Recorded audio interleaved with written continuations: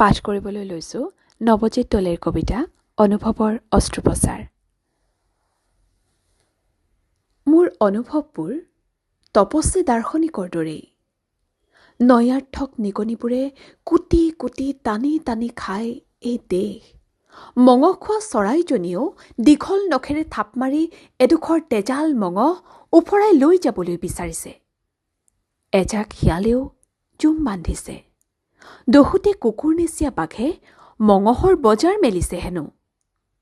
বোলে মঙহৰ ক্ৰেতাৰ ভিৰ। শিয়ালবোৰে মোনাত ভৰ্তি কৰিব বিচাৰিছে সিন্ধি ভাঙি মঙহৰ টুকুৰাৰ। হঠাতে অনুভৱ কৰিলোঁ, ইতিমধ্যে তপস্যাই পূৰ্ণতা পাব এতিয়া। সাউতকৈ সাৰ পোৱাৰ অভিনয় কৰিলোঁ। কাউৰী, শগুন আৰু শিয়ালবোৰে হাহাকাৰ কৰিছে এতিয়া। অনুভৱখিনিয়ে আত্মবিশ্বাসত আগবাঢ়িল। দেখিলে এজাক চিলনীয়ে বহু ওপৰলৈ উৰিছে, আৰু ওপৰলৈ। এহাল সুখী দম্পতীয়ে খেতিৰ বুকুৰ গছজোপাৰ তলত প্ৰেমৰ কথা পাতিছে।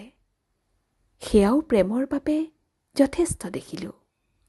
চৰকাৰী বিদ্যালয়ত পঢ়া ছোৱালীজনীয়েও APSCত প্ৰথম স্থান পাইছে। দিন হাজিৰা কৰা গাৰ্হস্থ্যৰ পুতেক পুলিচ বিষয়া হৈছে।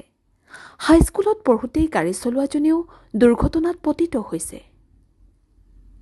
সকলোবোৰ দেখি মই অভিজ্ঞতাবাদী হৈ গৈছোঁ।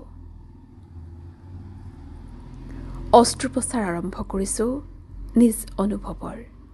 প্ৰত্যক্ষ কৰিছোঁ অনুভৱৰ অস্ত্ৰোপচাৰ জটিল নহয়, ই দীঘলীয়া।